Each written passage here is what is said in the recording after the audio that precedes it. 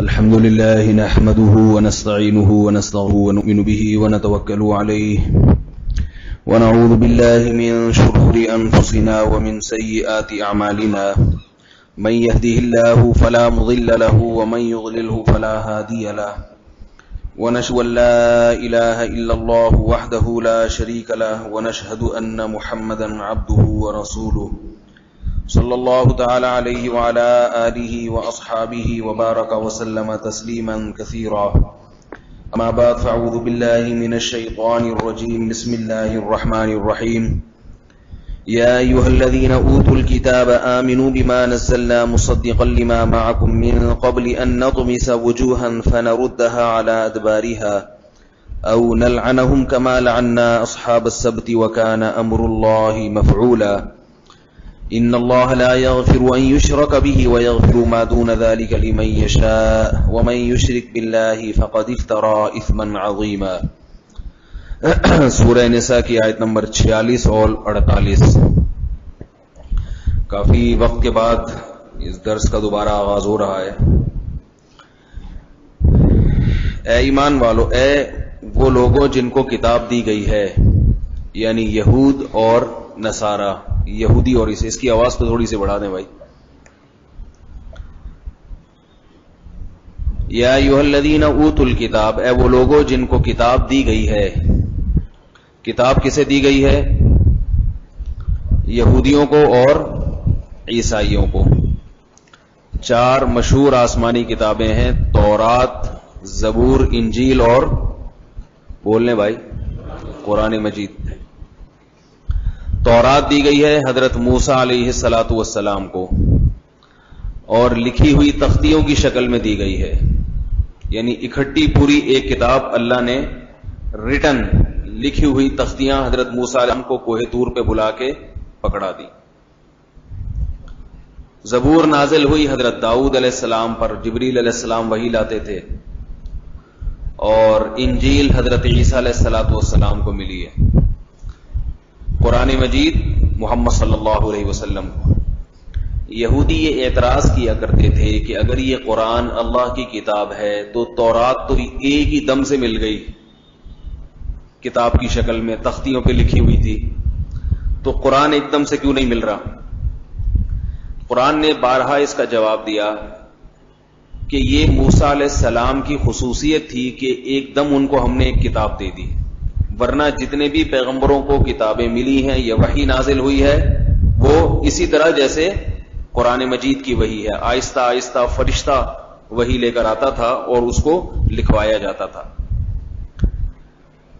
تو اللہ اہل کتاب سے کہہ رہے ہیں، یہود و نصارہ دنیا میں اس وقت بھی سب سے زیادہ تعداد آسمانی مذاہب کی ہے، یعنی آسمانی مذاہب کو ماننے والوں کی ہے۔ دیکھیں ایک عجیب بات آپ کو بتاؤں، اسلام کے برحق ہونے کی ایک بہت بہترین دلیل، جب ہم کسی کو خبر دیتے ہیں، بہت سے لوگ کہتے ہیں نا کہ میرے پاس کیا دلیل ہے، میں نے تو محمد صلی اللہ علیہ وسلم کو دیکھا نہیں ہے، میں نے تو موسیٰ علیہ السلام کو دیکھا نہیں ہے، میں نے تو عیسیٰ علیہ السلام کو دیکھا نہیں۔ بعض لوگ کہتے ہیں یہ سب مذہبی رہنماؤں نے، یہ جو سیکولر طبقہ ہے نا، سیکولر، یہ کہتا ہے یہ پادریوں نے، یہودیوں کے ربیوں نے اور مسلمانوں کے مولویوں نے بیوقوف بنائے ہوئے لوگوں۔ اصل میں تو کچھ بھی نہیں ہے۔ ایک ہندو اسکالر کا بیان میں نے ایک دفعہ پڑھا تھا، وہ کہہ رہا تھا کہ یہودی، عیسائی اور مسلمان یہ تینوں دنیا پہ حکومت کے خواب دیکھتے ہیں، اس لیے لڑتے رہتے ہیں۔ مسلمان جہاد کے نام پہ لڑتا ہے، اور یہودی یروشلم کے نام پہ لڑتا ہے، بیت المقدس ہمارا ہے۔ تو مقصد ان تینوں کو ختم کر دو تو دنیا کیا ہو جائے گی؟ امن۔ یہی 3 ہیں جو سب سے زیادہ لڑاکا ہیں دنیا میں۔ یہودی تو لڑاکا ہونے میں مشہور ہے، عیسائی بھی، امریکہ دیکھو عیسائی ریاست ہے، اور مسلمان بھی بہرحال کم تو نہیں ہے، چاہے اقدام میں نہ لڑے دفاع میں تو بہرحال لڑتا ہے نا۔ کسی ملک کو ہضم کرنا بہت آسان ہے سوائے مسلمانوں کو۔ عراق پہ حملہ ہو گیا، ابھی تک کوئی مضبوط حکومت نہیں سکی۔ افغانستان پہ آپ دیکھ لیں، وہاں بھی ایسا نہیں ہے کہ ٹھیک ہے بہت ساری فتوحات امریکہ نے حاصل کر لی، مگر وہ جو کچھ سوچ کر آیا تھا وہ ابھی تک نہیں ہوا۔ تو وجہ اس کی یہ ہے کہ مسلمانوں پہ جہاں بھی کوئی غیر مسلم کا تسلط ہوتا ہے نا تو وہ اس کو کچھ نہ کچھ یعنی ریئیکشن ہوتا ہے. بر صغیر میں 100 سال انگریز نے حکومت کی, لیکن وہ کچھ نہیں کر سکا جو وہ چاہتا تھا, ویسا نہیں ہو. یہی حکومت اگر کسی ایسی ریاست پہ ہوتی جو نان مسلم ہوتی تو بالکل کلچر تبدیل کر دیتا ہے, پتہ ہی نہیں چلتا کہ یہاں کوئی قوم رہا بھی کرتی تھی. تو وہ ہندو اسکالر نے لکھا کہ یہ جو مسلم قوم ہے یا ہندو یا یہودی یا عیسائی ہے, یہ لوگ خواب دیکھتے ہیں اور یہی لڑتے رہتے ہیں آپس میں. دنیا جو بڑی بڑی جنگوں کی طرف جا رہی ہے وہ بھی یہ آسمانی مذاہب ہی کی بڑی بڑی جنگیں ہیں, یعنی انہی میں ہونے والی ہیں. یہودی تو لڑتا ہے, اس کے پیچھے اس کا ایک نظریہ ہے کہ بیت المقدس, یروشلم, فلسطین یہ کس کا ہے؟ ہمارا. ہمیں ایک ریاست چاہیے, یہ ہمارا ہے. مسلمان کہتا ہے یہ کس کا ہے؟ ہمارا ہے. عیسائی نہیں کہتا.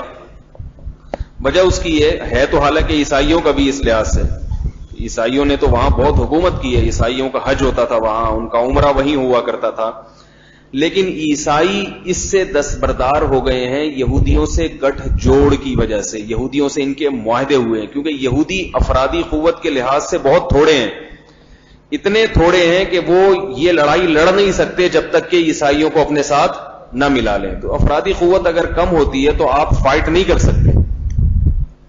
تو میں آپ کو ایک بات بتا رہا ہوں کہ یہ جو ہندو اسکالر کا ایک بیان آئے کہ سب ان کی بنائی ہوئی باتیں, ایسی سیکولر طبقہ بھی یہ کہتا ہے کہ یہ نہیں, مذہبی لوگوں کو وہ کہتا ہے حضرت عیسیٰ بغیر باپ کے پیدا ہوئے, عیسائی کہتے ہیں, مسلمان بھی کہتے ہیں, یہودی کہتے ہیں نہیں تو یہ موسیٰ علیہ السلام, عیسیٰ, یہ سارے ان کی بنائی ہوئی باتیں. ہندو کیا کہتا ہے, نہ موسیٰ کو مانتا ہوں نہ عیسیٰ کو مانتا ہوں. اور ان میں جو اب لبرل لوگ ہیں وہ تو ہندو مذہب کو بھی نہیں مانتے, کہتے ہیں یہ بھی ایویں ہی ہے, باپ دادا سے ایک چیز چلی آ رہی ہے. جو پڑھے لکھے ہندو ہیں نا وہ بس ایز اے کلچر تو اس کو فالو کرتے ہیں, دل سے نہیں مانتے کہ گائے واقعی ہماری ماں بھی ہو سکتی ہے. ان کو پتا ہے کہ گائے ہماری ماں نہیں ہے, ادھر ادھر کی باتیں ہیں. تو ایک بات خوب اچھی طرح ذہن میں رکھیں, دلیل جو ہے نا, دلیل اس کی 2 قسمیں ہوتی ہیں. دیکھیں ہم کسی بھی بات کو تسلیم کرتے ہیں دلیل کی وجہ سے, ایسا ہی ہے کہ نہیں ہے؟ کیا خیال ہے بھائی؟ اگر کسی بات پر دلیل قائم ہو جائے تو آپ کو اسے ماننا پڑتا ہے کہ نہیں ماننا پڑتا؟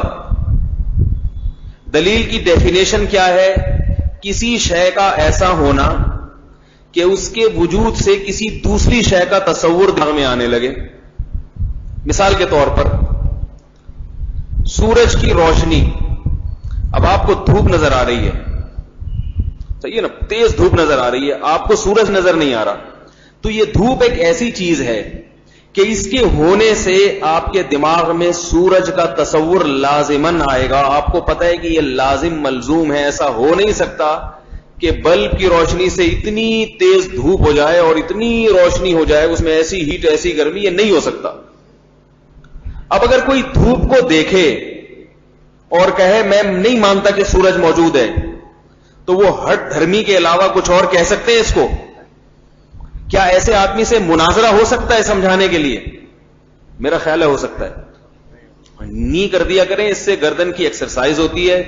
یہ جو مہرے ہیں نا, مہرے, آج کل مہروں کا مسئلہ بہت ہو رہا ہے. یہ اسی وجہ سے ہو رہا ہے کہ گردن ہلاتے ہی نہیں, آفس میں کمپیوٹر کے سامنے بیٹھے رہتے ہیں بس یوں یوں, ٹھیک ہے نا.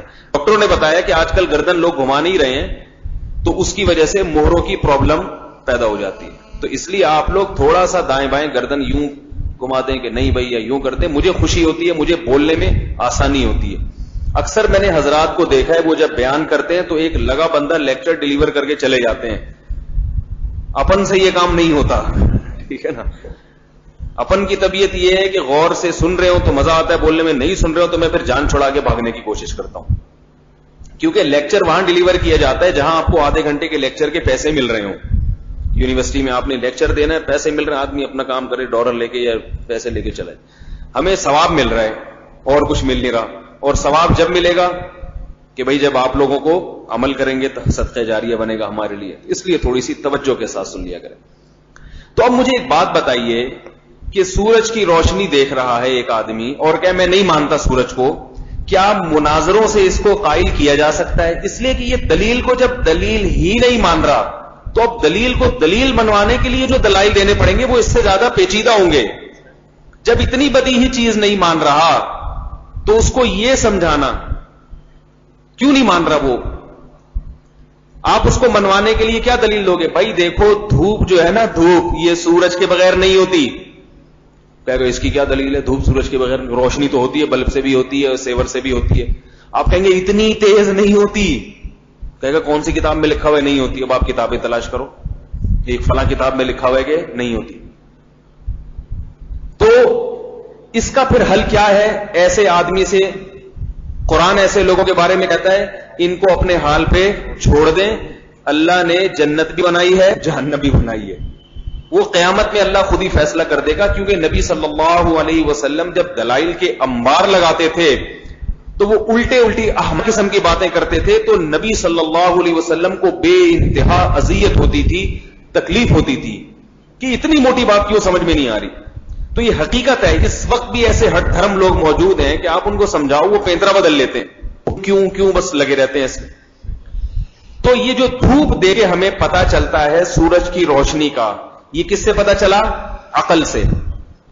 آپ کی عقل کہے گی کہ بھائی یہ جو ہے نا ہو نہیں سکتا کہ یہ اتنی تیز روشنی ہے, تو عقل فوراً گواہی دے. اس کو کہتے ہیں دلیل عقلی.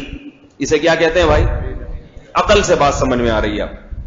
اور ایک طریقہ یہ ہے, سورج آپ دیکھ نہیں رہے, آپ کمرہ بند کر کے بیٹھے ہوئے, آپ کسی جیل کی کوٹری میں 6 مہینے سے ہیں, آپ کو پتہ ہی نہیں ہے کہ سورج کب, آپ سے گھڑی لے لی گئی, ٹھیک ہے نا, گھڑی بھی نہیں ہے کہ ٹائم دیکھ کے اندازہ لگائیں کہ سورج ہے یا نہیں.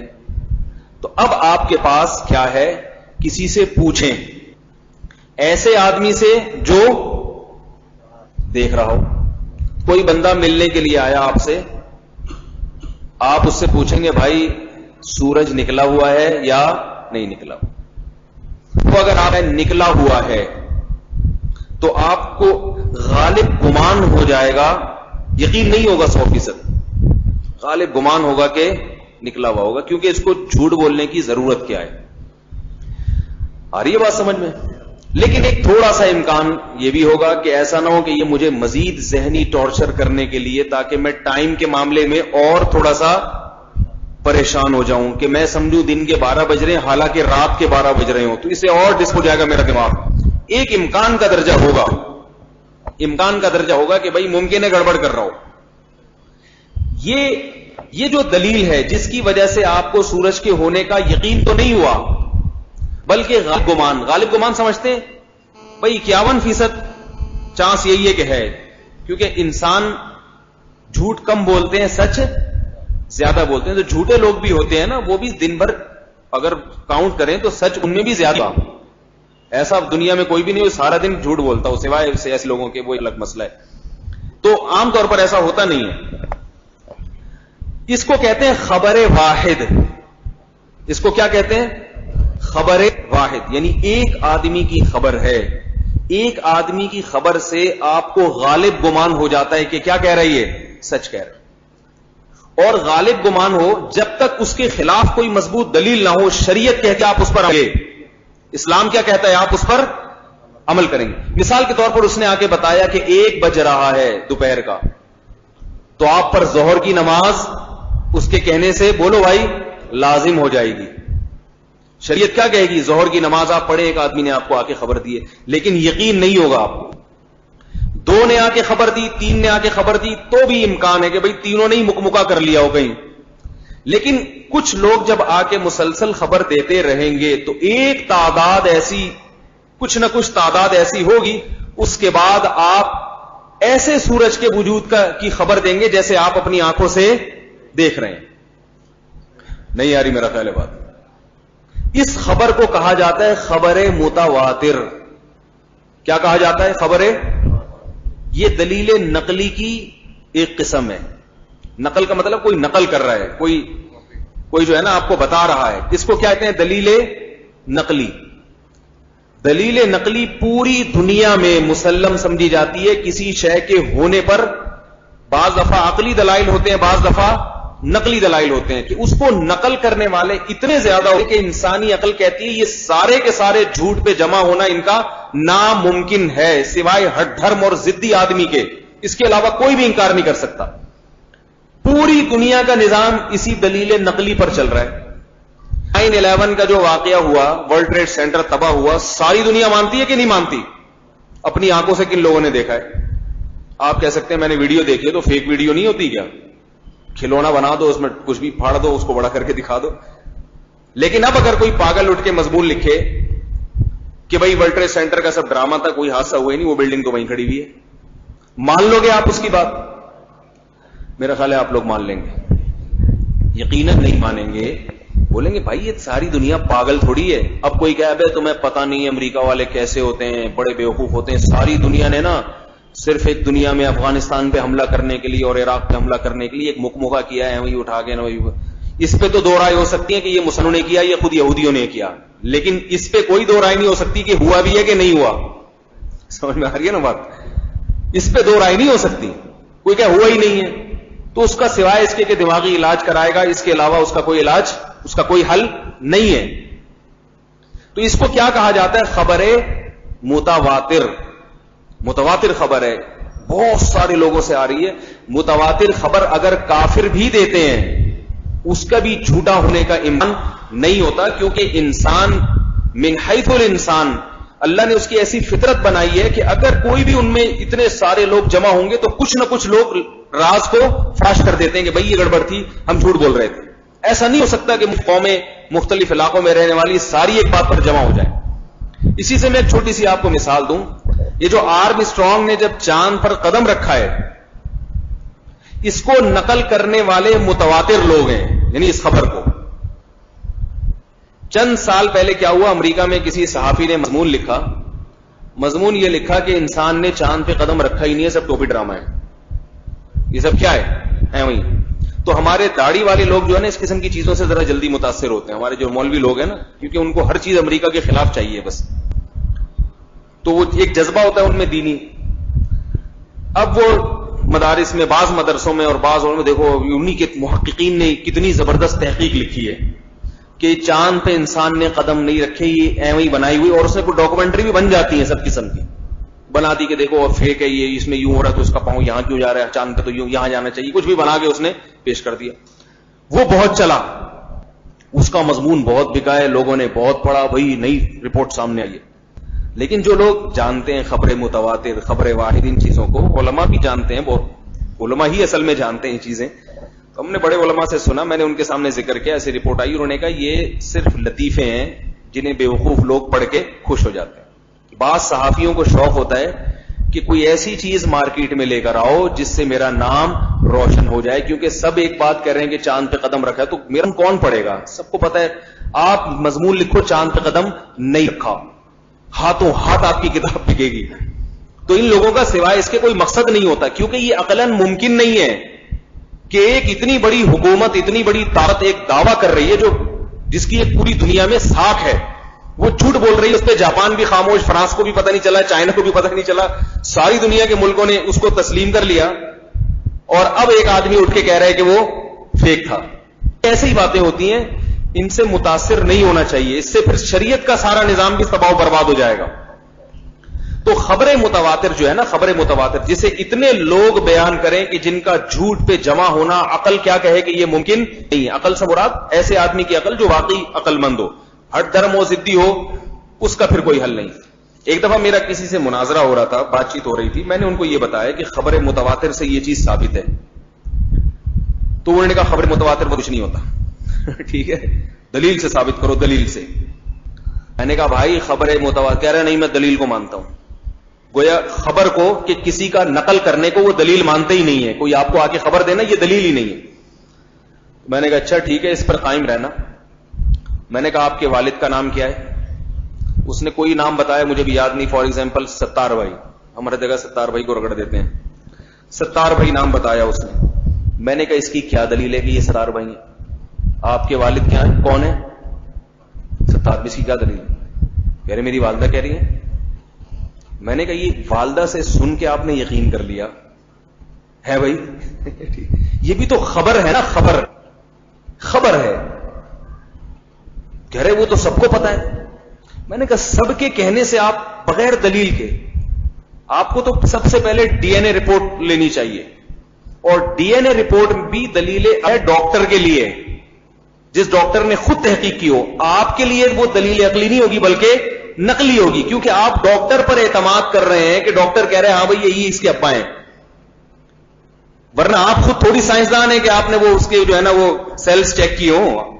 آپ کو تو ڈاکٹر نے کہا بھائی یہ رپورٹ یہ کہ 70 بھائی کے بالکل سیلز جو ہے نا آپ سے میچ کر رہے ہیں. ٹھیک ہے، کر رہے ہیں کہ نہیں کر رہے یہ آپ کو تھوڑی پتا ہوتا ہے. یہ تو پھر بھی ڈاکٹر کے کہنے پر ہی آپ. کسی نے مجھ سے کہا کہ جو زنا کے لیے اسلام نے 4 گواہ لگائے ہیں شرط، تو آج کل تو ڈی این اے سے پتا چل جاتا ہے کہ زنا کیا ہے کہ نہیں، تو آج کل 4 گواہ نہیں ہونے چاہیے. میں نے کہا آج کل بھی 4 گواہ. انہوں نے کہا بھائی ڈی این اے سے تو یہ جو رپورٹ ہے یہ تو یقینی ہوتی ہے، مشین کی جو رپورٹیں ہیں یقینی ہوتی ہیں، 4 گواہ میں غلطی کا امکان ہے، رپورٹ میں غلطی نہیں. میں نے کہا رپورٹ پیش کرنے والا گڑبڑ کر سکتا ہے. ایک آدمی کسی کو مروانے کے لیے، زنا کی سزا دلوانے کے لیے ڈاکٹر تو جھوٹ بول سکتا ہے نا، اس لیے شریعت نے اس کی رپورٹ اعتبار نہیں کیا ہے. 4 آدمی گواہی دیں گے. اب سوال پیدا ہوتا ہے یہ بھی تو جھوٹے ہو سکتے ہیں، تو بھائی جب یہ جھوٹ بول کے کسی کو سزا دیں گے تو ان کو قیامت کے دن سزا ملے گی، وہ اس کا بدلہ اللہ لے لیں گے. مشین کو سزا نہیں مل سکتی. سمجھ میں آ رہی ہے نا بات؟ تو اسلام نے بندوں پہ ڈالا ہے، بندہ اس کی ذمہ داری لے، تاکہ وہ جھوٹ بولے تو کل قیامت میں اس کو سزا ملے گی اور اس مظلوم کو اللہ بدلہ دلائیں گے. مشینوں پہ اللہ ذمہ داری ڈالیں گے تو مشینوں کو کیا قیامت کے دن کیا ملے گا؟ کچھ بھی نہیں ملے گا. ٹھیک ہے، اس لیے بندہ نے ساری چیزیں ڈالی ہیں کہ بندہ کہے کہ میں نے دیکھا ہے کہ اس کو زنا کیا، بندہ اس کی ذمہ داری قبول کرے. تو میں یہ کر رہا تھا کہ میں نے ان سے کہا کہ آپ کے پاس اپنے والد کے والد ہونے کے کہ یہ میرے واقعتاً ابا ہیں، اس کی سوائے نقلی دلیل کے اور کوئی دلیل نہیں ہے. لوگوں کے کہنے سے آپ نے مانا ہے، لوگوں کے کہنے سے. اور آج تک جتنا نسب چلا آ رہا ہے وہ سب کس کے کہنے سے لوگ مانتے چلے آ رہے ہیں؟ ہے بھائی کوئی پٹھان ہے، کوئی پنجابی ہے، کوئی مہاجر ہے، کوئی سرائکی ہے، یہ تو لوگ کہہ رہے ہیں. تو یہ ایک انسانی فطرت ہے اور اللہ کا نظام ہے کہ اتنے سارے لوگوں کو اللہ جھوٹ پہ جمع نہیں کرتے. اب میں ایک سوال پوچھتا ہوں، اگر یہ پیغمبروں کا سلسلہ معاذ اللہ غلط ہوتا، حضرت عیسیٰ علیہ السلام، حضرت موسیٰ علیہ السلام، تو چلو مسلمان انکار کر دیتے ان کا، مسلمان کہتے یعنی مسلمان اقرار کرتے. اس وقت دنیا کی جو سب سے بڑا مذہب ہے نا اس وقت دنیا میں وہ عیسائیت ہے، اس کے بعد دنیا کا سب سے بڑا مذہب اسلام ہے، اور پھر جو ہے نا بہت بڑی تعداد میں یہودی بھی ہیں. تو اس کو اگر آپ ان پوری دنیا کی آبادی کو ملائیں، جو ایک بہت بڑی آبادی، اور یہ دنیا کی مہذب انسان ہے، ایسے نہیں کہ یہ وہ کھانے والے کتے اور چھپکلیاں کھانے والے لوگ ہوں، یہ دنیا میں دوسروں کی نسبت زیادہ تہذیب یافتہ سمجھے جاتے ہیں. تو یہ سب نقل کرتے چلے آ رہے ہیں ہمیشہ سے، حضرت عیسیٰ علیہ السلام، حضرت موسیٰ علیہ السلام. عیسائی بھی مانتے ہیں محمد صلی اللہ علیہ وسلم نام کے ایک بندے پیدا ہوئے تھے، عرب میں تھے، ان کی یہ انہوں نے دعوے کیے، یہ انہوں نے تعلیمات کو عام کی، اس طرح سے تلوار چلائی، اور عیسیٰ نامی شخصیت آئے تھے اور موسیٰ علیہ السلام آئے تھے. ان شخصیتوں کے وجود پر جو ہمارے پاس سب سے بڑی دلیل ہے وہ کیا ہے؟ اخبار متواترہ، تواتر کے ساتھ یہ خبریں آ رہی ہیں. دوسری بات یہ کہ ان شخصیتوں کے بزرگ ہونے پر بھی، نیک ہونے پر بھی متواتر خبریں قائم ہیں. اس وقت دنیا کی سب سے بڑی آبادی عیسائیوں کی ہے، اور وہ تمام کے تمام عیسائی حضرت عیسیٰ علیہ السلام کو مقدس سمجھتے ہیں. اگر عیسیٰ ابن مریم علیہ السلام معاذ اللہ جھوٹے نبی ہوتے، دنیا کی اتنی بڑی آبادی ان کے پاک دامن ہونے کی قائل نہ ہوتی، بلکہ ان کو خدا نہ سمجھتی. کیونکہ یہ انسانی فطرت اس کو قبول نہیں کرتی کسی فراڈی کو اتنے سارے لوگ تسلیم کر لیں اور اتنے سارے لوگ اس کو باقاعدہ معبود بنا کے عبادت شروع کر دیں اس کی. ایسا عقل ممکن نہیں ہے. اور ایک مہذب قوم دنیا کی، پڑھی لکھی قوم، ذہین قوم. اور پھر ایک بات اور یہ بھی ہے کہ ہمارے ہاں بعض لوگ انکار کر دیتے ہیں کسی چیز کا کہ یہ میری عقل میں نہیں آتی، لیکن ان کو ماننا پڑتا ہے اگر اس کو اس کی خبر دینے والے بہت سارے ہوں. کہیں یار عقل میں نہیں آتی لیکن اتنے سارے بندے کہیں مان لیتا ہوں. تو کیا مطلب؟ جب بہت سارے لوگ خبر دیتے ہیں تو آپ اپنی عقل سے بولو نا بھائی کیا ہو گیا، آپ لوگ پیچھے ہٹ جاتے ہیں. کہ یار یہ میرا دماغ خراب ہو گیا، اتنے لوگوں کا نہیں خراب، حالانکہ وہ چیز آپ کی اگرچہ سمجھ میں نہ آ رہی ہو. مثال کے طور پر خدا نخواستہ کہیں دھماکہ ہوا، آپ بھی وہیں قریب کھڑے ہوئے تھے، اب لوگ آ کے آپ کو خبر دے رہے ہیں ادھر دھماکہ ہوا ہے، آپ کو آواز نہیں آئی دھماکے کی، تو آپ کی عقل کیا کہے گی؟ بھائی دھماکہ نہیں ہوا. کہو گے ہوا ہوتا تو میرے بھی تو کان ہے. لیکن ایک نے آ کے خبر دی، آپ کہا میں جھوٹ بول رہا ہے، بیوقوف بنا. دوسرے نے آ کے خبر دی، آپ کہیں گے جھوٹ بول رہا ہے. تیسرے نے، چوتھے نے، پانچویں نے، چھٹے نے، سب کہہ رہے ہیں. اگلے دن اخبار، اگلے ہڑتال ہو گئی تھی، ٹھیک ہے نا، اسٹرائک ہو گئی، اتنے لوگ مر گئے. تو اگرچہ آپ کی عقل نہیں مانی، لیکن آپ پھر کیا فیصلہ کرو گے؟ یار ممکن ہے میں کسی ایسے خواب و خیالوں میں ہوں، گم ہوں کہ دھماکے کی آواز کی طرف میری توجہ نہ گئی، ورنہ میرے جیسے کان ہے تو یہ بھی پبلک کے بھی تو میرے جیسے ہی کان ہے نا. اگر میں کہوں میرے کانوں میں فالٹ نہیں ہے تو اتنے سارے لوگوں کے کانوں میں پھر فالٹ کو ماننا پڑے گا. نتیجہ میں ایک چھوٹا سا اپنا واقعہ سناتا ہوں. میں موبائل لے کر گیا، آواز بہت ہلکی آ رہی تھی اس کے اسپیکر میں. میں سرینا مارکیٹ لے گیا، میں نے کہا یار اسپیکر کا فالٹ ہے، آواز نہیں آ رہی. ایک دکاندار کو دکھایا، اس نے چیک کیا، بولا بالکل صحیح ہے. میں نے کہا پاگل ہے، جھوٹ بول رہا ہے، شور میں اس کو جو ہے نا وہ، یا اس کا تو کچھ ہوگا مسئلہ، اس کو آتا نہیں ہے ٹھیک کرنا، تو بیوقوف بنا رہے کہ یار کہیں اور جاؤ. دوسرے کے پاس لے کر گیا، وہ کہہ رہے بالکل ٹھیک ہے. تیسرے کے پاس لے کر گیا، چوتھے، پانچویں، 6-7 کے پاس لے گئے، سب کہہ رہے بالکل ٹھیک ہے. میں نے کہا پھر فالٹ کس کا ہے؟ کہہ رہا آپ کے کان کا فالٹ ہے. اور واقعی میرے کان کا فالٹ، کان بند تھا، ٹھیک ہے نا، کان کا فالٹ تھا. ٹھیک ہے، مجھے یقین نہیں آ رہا تھا. کیوں یقین اس لیے نہیں آ رہا تھا کہ بھئی اگر کان کا فالٹ ہوتا تو باقی چیزیں کیوں سنائی دے رہی ہیں پھر. لیکن باقی چیزوں میں اور موبائل کی آواز میں تھوڑا سا بہرحال کچھ نہ کچھ گھما پھرا کے تعویل کرنی پڑے گی، کیونکہ یہ اتنے سارے لوگ کہہ رہے ہیں تو بھئی آپ غلط ہو یہ صحیح ہے. ایسا نہیں ہو سکتا کہ آپ صحیح ہو اور یہ غلط ہو جائیں. تو یہاں میں ایک اور بات آپ کو بتاتا ہوں کہ جتنے آسمانی مذاہب ہیں، جتنے آسمانی مذاہب، ان تمام آسمانی مذاہب کی جو بنیاد ہے وہ یہ ہے کہ مرنے کے بعد جنت بھی ہے اور جہنم کی آگ بھی ہے. سمجھ میں آ رہی ہے بات؟ نافرمان کو کیا ملے گا؟ آگ میں جلنا پڑے گا. کافر ہمیشہ جلے گا اور اہل ایمان جلنے کے بعد جہنم سے نکل جائیں گے، مگر جلیں گے. وہ گناہوں کی سزا اللہ نے آگ رکھی ہے، آگ. زنا کی سزا، چوری کی سزا، نماز قضا کرنے کی سزا، یہ آگ ہے جہنم کی. تبھی تو قرآن بار بار ڈرا رہا ہے فاتقوا النار التي وقودها الناس والحجارہ، اس آگ سے بچو جس کا ایندھن انسان اور پتھر ہیں.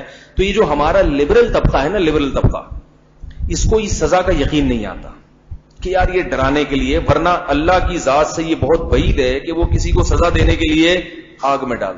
اور عقل بھی نہیں مانتی. بھائی جس کی جتنی سزا ہو، جس کا جتنا جرم ہو، سزا اتنی ہونی چاہیے نا. کسی نے چوری کی ہے 1 سال کے لیے جیل میں ڈال دو، 2 سال کے لیے جیل میں ڈال دو. زنا کیا 100 کوڑے لگا کے چھوڑ دو اس کو. لیکن ہم احادیث میں کیا دیکھتے ہیں؟ ایک نماز چھوڑنے پر اتنے سال جہنم میں.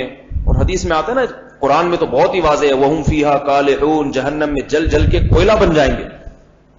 بہت سے لوگوں کو اس وجہ سے اسلام پہ اعتراض ہوتے ہیں کہ یہ اگر یعنی اسلام واقعی اللہ کا بنایا ہوا دین ہوتا تو اس نے یہ کیوں بیان کیا کہ یہ اتنی شدید سزائیں، آگ میں جلتا ہوا آپ کسی کو نہیں دیکھ سکتے، بہت سخت سزا ہے.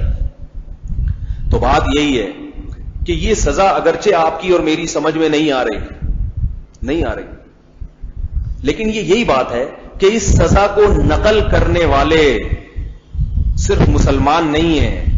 اس سزا کو نقل کرنے والی دنیا کی اکثر آبادی ہے جو پیغمبروں سے لے کے نقل کر رہی ہے. یہودی بھی سارے یہی کہتے ہیں مرنے کے بعد جنت بھی ہے جو باغات ہوں گے، اور اس میں نافرمانوں کے لیے جہنم کی آگ اللہ نے تیار کر کے رکھی ہوئی ہے. اور یہودیوں نے کہاں سے سنی ہے یہ باتیں؟ موسیٰ علیہ الصلوۃ والسلام سے، داؤد علیہ السلام سے، سلیمان علیہ السلام سے، زکریا علیہ السلام سے، جو اپنے وقت کے بڑے بڑے بزرگ تھے. سب نے ایک بات کہی ہے، اور ان کی کتابوں میں ہزاروں سالوں سے آج تک یہ چلا ہوا آ رہا ہے. ہر صفحے پر جنت کا تذکرہ، جیسے قرآن میں ہر صفحے پر جہنم کا تذکرہ ہے. یہودی اتنی تحریف کرنے کے بعد بھی اپنی کتابوں سے جنت اور جہنم کو، بولو بھائی، نہیں نکال سکے. حالانکہ بہت کچھ نکالا انہوں نے، مگر کتنا نکال؟ جیسے ہم کہتے ہیں نا بھائی قرآن سے جہاد کو کیسے نکالو گے، کتنا نکالو گے؟ نکال ہی نہیں سکتے. 1-2 آیتیں ہوتی تو نکال دیتے. قرآن سے تبلیغ کو کیسے نکالو گے؟ قرآن سے نماز کو کیسے نکالو گے؟ شروع سے نماز، ہر رکوع میں نماز، ہر رکوع میں زکات. کچھ چیزیں ایسی ہوتی ہیں کہ آپ اگر نکالو گے تو وہ کتاب ہی چینج ہو جائے گی پوری. تحریف کا فداروں کے لیے اللہ نے جنت کے باغات کر کے رکھی, اس میں ہمیشہ رہیں گے, اور نافرمانوں کے لیے اللہ نے دہکتی ہوئی آگ تیار کر کے رکھی ہے جو اللہ کے غضب کا اظہار ہوگی وہ آگ. پھر یہودیوں کو عیسائی نہیں مانتے, عیسائی کہتے ہیں یہ غلط ہے, لیکن عیسائی یہودیوں کی جنت اور جہنم کی تصدیق, بولو نا بھائی, کرتے ہیں. کہتے ہیں یہودی یہ صحیح کہتا ہے کہ جنت بھی ہے اور جہنم بھی. کیوں؟ حضرت عیسیٰ علیہ السلام اور ان سے پہلے جتنے ہزاروں پیغمبر گزرے ہیں, عیسائیوں کے پاس تو صرف انجیل نہیں ہے, انجیل سے پہلے کے صحیفے بھی ہیں جن کو عہد قدیم اور عہد جدید کہتے ہیں. وہ تو پرانے صحیفوں کی بھی تلاوت کرتے ہیں. وہ تمام صحیفوں کو عیسائی قرآن کے علاوہ تمام صحیفوں کو برحق مانتے ہیں. ان تمام صحیفوں میں عیسائیوں نے اتنی تحریف کی ہے جتنی یہودیوں نے تورات میں نہیں کی. اتنی تحریف کی عیسائیوں نے کہ اس میں ایسی ایسی اوٹ پٹانگ چیزیں ڈال دی ہیں کہ بھئی تمہیں ایک تھپڑ مارے تو تم دوسرا گال آگے کر دو. اب یہ تو اللہ کی تعلیم نہیں ہو سکتی, ایک تھپڑ مار رہا تو دوسرا بھی آگے کر دو. قرآن میں بھی ہے, تورات میں بھی ہے کہ وَجَزَاءُ سَيِّئَةٍ سَيِّئَةٌ مِثْلُهَا, اگر تمہارے اوپر کوئی ظلم کرے تو تم اتنا بدلہ لے سکتے ہو, انتقام لے سکتے ہو اس سے, اور یہ بھی فطرت کو بھی یہی ہے. تو کتنی تحریفیں کر دی عیسائیوں نے, کر کے اس کا جو ہے نا حلیہ بگاڑ دیا, مگر وہ جنت اور جہنم کو, بولو نا یار, کیا نہیں نکال سکتے, نہیں نکال سکے. کیونکہ کتنا نکالتے, کتنی تحریفیں کرتے, وہ نہیں نکال سکے. کیا ان کا بھی اتفاق ہے اس پر کہ اللہ نے نافرمان کے لیے آگ تیار کر, اللہ ہم سب کو بچائے اس آگ سے. نافرمان کے لیے کیا ہے؟ جہنم کی آگ. زانی کے لیے, شرابی کے لیے, کافر کے لیے, مشرک کے لیے, جو نافرمان ہے اس کے لیے کیا ہے؟ جہنم کی آگ. پھر اسلام آیا, محمد صلی اللہ علیہ وسلم نے بہت ساری باتیں بتائیں کہ یہودیوں کی یہ غلط ہیں, یہ انہوں نے تورات میں تحریف کی ہے, یہ عیسائیوں نے تحریف کی ہے. اس قرآن نے بہت ساری چیزوں کی ان کی نفی کی کہ یہ انہوں نے اپنی طرف سے ڈالی ہوئی ہیں چیزیں. لیکن قرآن نے یہاں آ کے, اس قرآن نے بھی یہ بتایا کہ تورات اور انجیل کا یہ جو مضمون ہے کہ جنت اور جہنم, حالانکہ محمد صلی اللہ علیہ وسلم مکہ میں پیدا ہو رہے ہیں, اور نبی صلی اللہ علیہ وسلم جو فلسطین کے جو انبیاء جو فلسطین میں گزرے ہیں, یہ تو سارے ابراہیم علیہ السلام کی اولادیں ساری فلسطین میں گزری ہیں, ان کا مکہ اور مدینہ سے تو کوئی تعلق ہی نہیں تھا.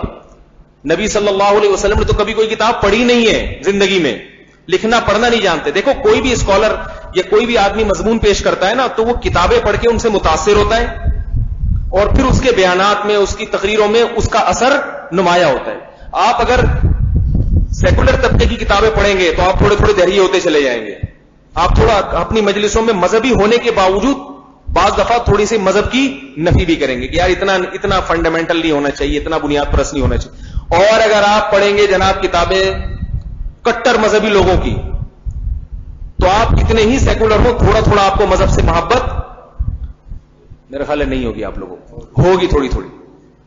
آپ اگر سپاہی صحابہ کی تقریریں سنیں گے, ٹھیک ہے, ان کی کتابیں پڑھیں گے, ہر بیان میں آپ شیعہ کا موضوع لے کر آئیں گے. جس بیان میں شیعہ کا موضوع نہ ہو, شیعہ کافر نہ ہو, آپ کہیں گے یہ تو اسلام کی تبلیغ ہی نہیں. میں کس خدا نخواستہ نے کسی کا مذاق نہیں اڑا رہا, میں ایک بات کر رہا ہوں کہ یعنی یہ انسان پر اثر آتا ہے اس چیز کا. تو ہم یہ کہتے ہیں, ہم یہ فرق تعبیر کرتے ہیں بھائی اس اصل میں یہ اٹھا بیٹھا ان لوگوں میں اتنا ہے کہ اب اس کے ہر بیان میں گھوم پھر, میرے بیان میں جو لوگ بیٹھتے ہیں آپ کو پتا ہے وہ ہر مجلس میں جو ہے ایک دوسری شادی کا تذکرہ چھیڑ دیتے ہیں. لوگ کہہ دیتے ہیں کہ چینل جو ہے نا وہاں سے مل رہا ہے. تو جب کوئی کسی سے متاثر ہو کر کوئی بات کرے تو اس کی بات اتنی اوتھینٹک اس لیے نہیں ہوتی. ہم کہتے ہیں یہ اس کی اپنی تحقیق نہیں ہے, یہ اس ماحول کا پلا ہوا ہے تو ظاہر ہے اسی قسم کی باتیں کرے گا. جیسے ایک سیٹ صاحب کو بکرا چاہیے تھا, تو وہ کچھ لوگ آئے, اس کو بکرا دکھایا کہ بھئی یہ بکرا ہے, یہ بڑا زبردست ہے, قربانی کے لیے چاہیے تھا. کہا یہ ایسا بکرا ہے کہ اگر آپ یوں کر کے گوشت پھینکیں یہ چھلانگ مار کے جائے گا اور جھپٹ کے لے آئے گا. اب یہ تو چھوڑو ہے نا, اس کے منہ سے نکل گیا یہ. تو وہ حیران ہوا کہ یہ بکرا ہے یا کتا ہے بکرا, مگر اس کی صفات تو جو بیان کر رہے وہ کون سی ہیں؟ کتوں والی ہیں, جھپٹنا پلٹنا. کہہ رہے اصل میں ہے تو بکرا, لیکن بچپن سے ہی نا اس کا کتوں کے ساتھ اٹھنا بیٹھنا بہت رہا ہے. بچپن سے ہی اس کا کتوں کے ساتھ اٹھنا بیٹھنا چونکہ زیادہ رہا ہے, لہذا کچھ کوالٹیز اس میں کتوں والی نہیں ہے, جھپٹنا پلٹنا اس قسم کی چیزیں. تو جو جس کے ساتھ رہتا ہے اس کی وجہ سے بعض دفعہ ایسی باتیں کرنے لگتا ہے وہ, تو ہم کہتے ہیں یار یہ تو بیٹھا ہی ہے, یہ تو کرے گا اس قسم کی باتیں. لیکن ہم دیکھتے ہیں کہ فلسطین کی زمین بالکل ایک الگ ہے. محمد صلی اللہ علیہ وسلم مکہ میں 40 سال گزارے آپ صلی اللہ علیہ وسلم. آپ نہ لکھنا جانتے, نہ پڑھنا جانتے, نہ یہودیوں سے واقف, نہ عیسائیوں سے, کیونکہ یہود و نصارہ تھے بھی تو مدینہ میں تھے جو 400 کلومیٹر دور ہے مکہ سے. اور ایسا نہیں تھا اس زمانے میں صبح شام لوگ جا رہے ہیں کتابیں لے کے, وہ مدینہ جانا اس زمانے میں ایک دفعہ بس چلے گئے تو چلے گئے, ایسا نہیں تھا کہ جا رہے ہیں آ رہے ہیں روزانہ کے حساب سے. تو اتنا دور تھے یہودی, آپ صلی اللہ علیہ وسلم کی تعلیمات سے بالکل بھی واقف نہیں. اور یہ ایسی بات نہیں ہے جو میں کہہ رہا ہوں, یہ گورے بھی کہتے ہیں, یہ تاریخ کہتی ہے, جتنے بھی رائٹر ہیں چاہے وہ انگریز ہوں چاہے وہ یہودی ہوں, سب کہتے ہیں کہ بھئی مکہ میں نہ یہودی تھا نہ عیسائی تھا. مکہ میں کون تھے؟ مشرکین مکہ, جو آسمانی کتابوں سے واقف ہی نہیں تھے, وہ جانتے ہی نہیں تھے موسیٰ کون ہے, عیسیٰ کون ہے, اور زکریا علیہ السلام کون ہے, داؤد علیہ السلام کون ہے, ان کی کیا تعلیمات, وہ جانتے ہی نہیں تھے یہ بات. لیکن جب محمد صلی اللہ علیہ وسلم نے جو قرآن پیش کیا اس میں بھی الحمد سے لے کے والناس تک یہ بات کہ فرما برداروں کے لیے جنت کے باغات اور نافرمانوں کے لیے بولو بھائی جہنم کی آگ. تو اس پوائنٹ پہ آ کے اسلام نے بھی ان سے اتفاق کیا کہ یہ صحیح کہہ رہے ہیں. حدیث میں آتا ہے کہ ایک یہودی عورت آئی, اس نے حضرت عائشہ رضی اللہ تعالی عنہا سے کہا کہ قبر میں جب میت کو دفن کیا جاتا ہے تو میت کو اگر وہ نافرمان ہے تو عذاب ہوتا ہے. حضرت عائشہ رضی اللہ تعالیٰ عنہ کو یہ بات معلوم نہیں تھی, انہوں نے پہلی دفعہ سنا, کبھی نبی سے نہیں سنا تھا, سنی تھی انہوں نے یہ بات, نبی سے یہ سنا وہ جنت اور جہنم, قبر کا نہیں سنا تھا.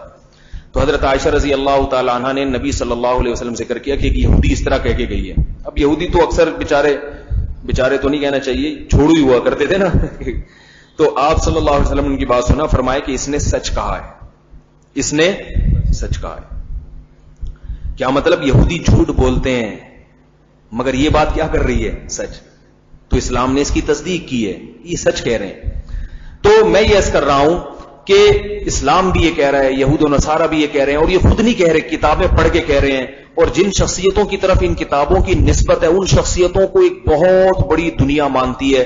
موسیٰ علیہ الصلوۃ والسلام, زکریا علیہ السلام, داؤد علیہ السلام, سلیمان علیہ السلام, ان کو تو مسلمان بھی مانتے ہیں, یہودی بھی مانتے ہیں اور عیسائی بھی مانتے ہیں. تو اس پہ آ کے سارے متفق ہو جائیں کہ موسیٰ علیہ السلام کی کیا تعلیمات تھی. تو وہ تعلیمات بھی یہ تھی کہ جنت بھی برحق ہے اور جہنم بھی برحق ہے. اب بھی اگر کوئی بدبخت یہ کہتا ہے کہ میں نہیں مانتا, میری عقل میں نہیں آتی, اس کا مطلب یہ ہے کہ وہ خبر متواتر کا انکار کر رہا ہے, وہ اس بات کا انکار کر رہا ہے. لہذا یہ تو ماننا ہی پڑے گا کہ جہنم کی آگ ہے نافرمانوں کے لیے, اور اللہ نے فرما برداروں کے لیے جنت کے باغات. اچھا, جنت کی جو تفصیلات ہیں تورات میں, انجیل میں اور قرآن میں, وہ تفصیلات بالکل ایک جیسی. وہی حوروں کا تذکرہ ہے اس میں, وہی شہد کی نہریں ہیں, وہی دودھ کی نہریں ہیں. اور جنت کو باغ کہا گیا ہے, جنت عربی میں باغ کو کہتے ہیں, باغات ہیں باغات. وہی یاقوت اور مرجان کے پتھر, وہ ساری چیزیں جو قرآن میں ہیں وہی یہود و نصارہ کی کتابوں میں بھی ہیں, وہی کوئی فرق نہیں ہے اس میں. ایسا نہیں ہے کہ قرآن کچھ ایسی چیزیں بیان کر رہا ہو جو تورات انجیل سے ہٹ کر. جنت کی وہی نعمتیں, اور جہنم کے بارے میں جو قرآن میں ہے وہی تورات میں, وہی انجیل میں. تو بھائی یہ اتنے سارے لوگ, کیا کب ان کا اجتماع ہوا تھا کہ ہم ایسی چیز گھڑ کے پبلک کے سامنے لے کر آئیں گے؟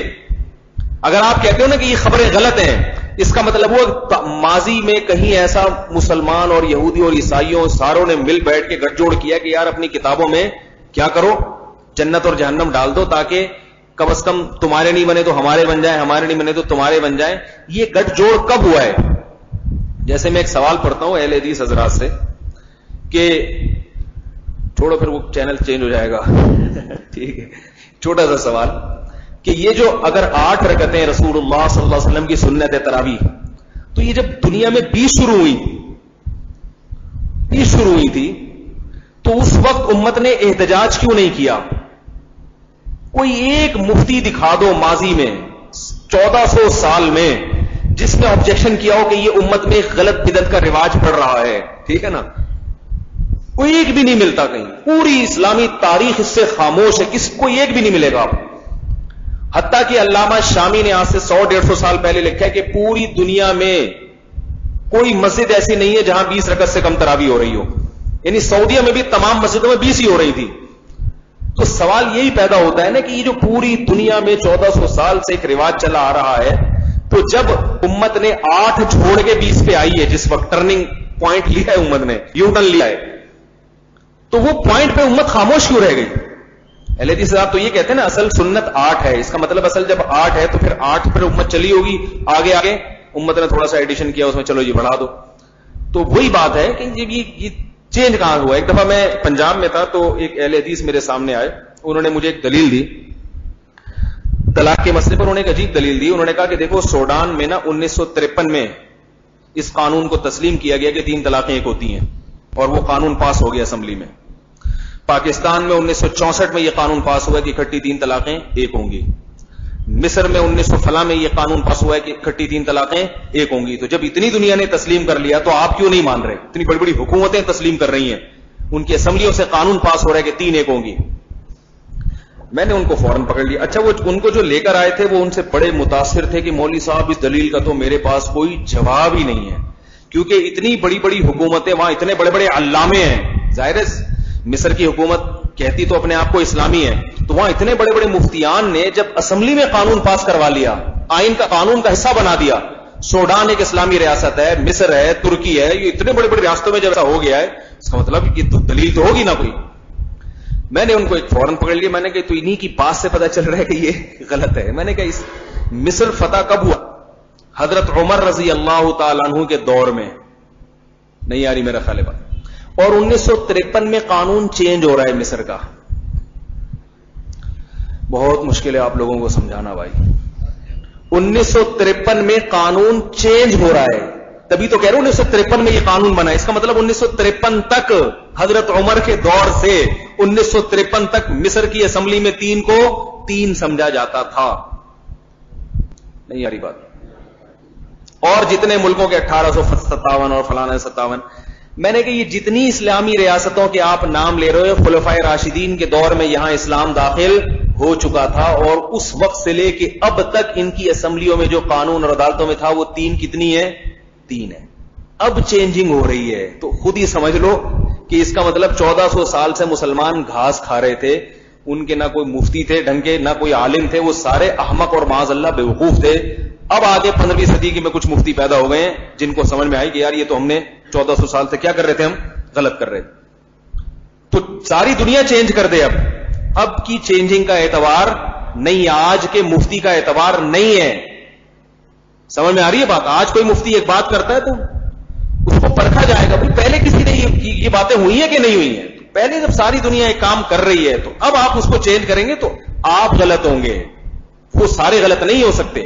سمجھ میں نہیں آ رہی میرا خیال ہے بات؟ یہ کامن سینس کی باتیں ہوتی ہیں. کس کی باتیں ہوتی ہیں؟ یعنی سینس ہوگی تو سمجھ میں آ جائے گی انسان کے.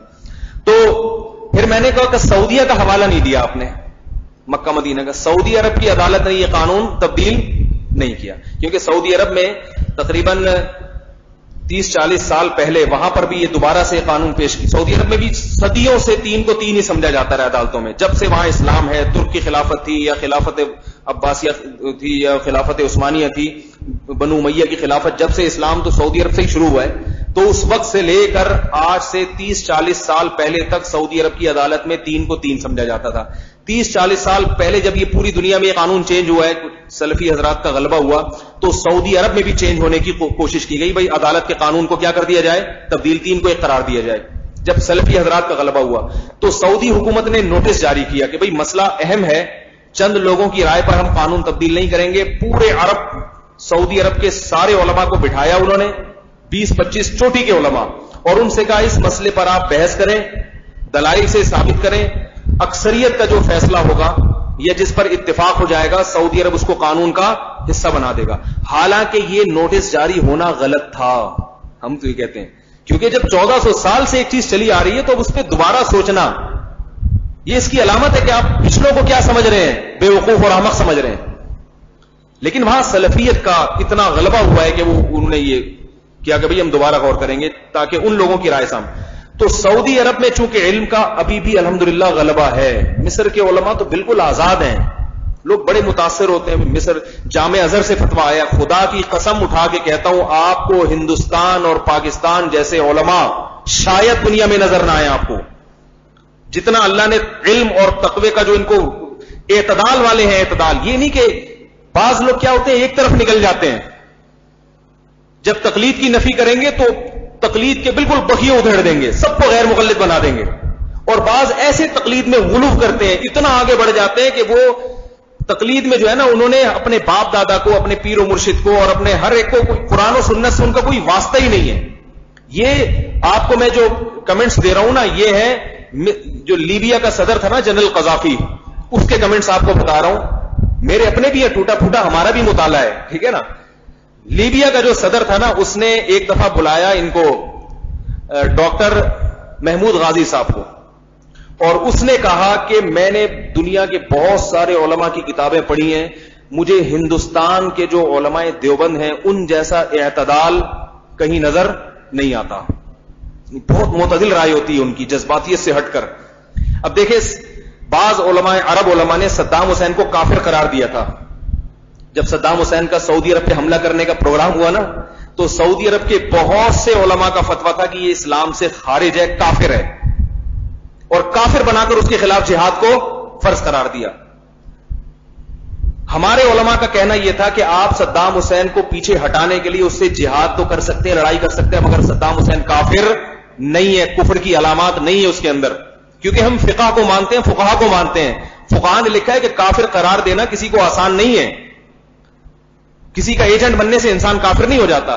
اب عرب علماء کو اس فتوے پر ندامت ہو رہی ہے, کیونکہ جس بیس کی بنیاد پر صدام کو کافر قرار دیا تھا, سعودیہ کے بہت سی عوام نے اسی بیس کی بنیاد پر اپنے حکمرانوں کو بھی کافر قرار دینا شروع کر دیا اور ان کے خلاف دھماکے شروع کر دیے.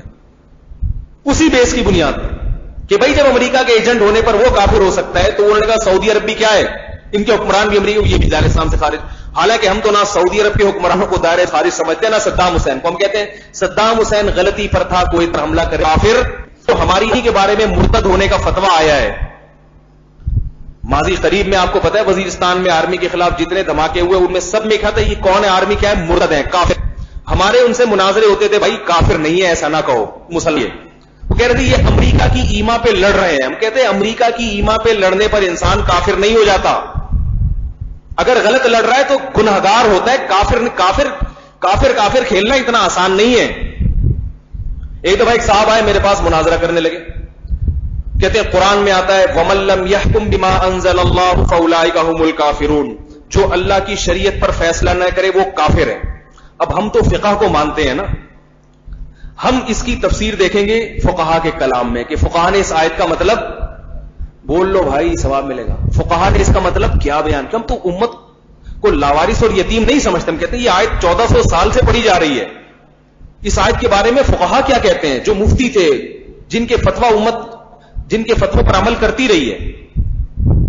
ہم تو اس کو دیکھیں گے, وہ کیا ہے وہ میں بھی آپ کو بتاتا ہوں. پہلے ان کی رائے, وہ کہہ رہے ہیں قرآن میں لکھا ہوا ہے, لہذا پاکستان کے جتنے ججز ہیں وہ دائرہ اسلام سے, بولو بھائی, وہ کہہ رہے ہیں, میں نہیں کہہ رہا, دائرہ اسلام سے کیا ہے, خارج ہے, کیونکہ یہ قرآن پر فیصلہ نہیں کرتے. بہت سارے عدالتوں کے فیصلے شریعت کے خلاف ہیں.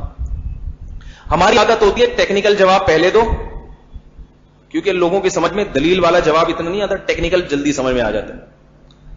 پہلے کوشش ہماری یہ ہوتی ہے کہ اس کو اسی کی دلیل سے, ایسی دلیل کو اسی کے اوپر پٹا رہی ہو, پہلے یہ خود دائرہ اسلام سے نکل رہا ہو, ٹھیک ہے نا, ایسی دلیل دو اس کو.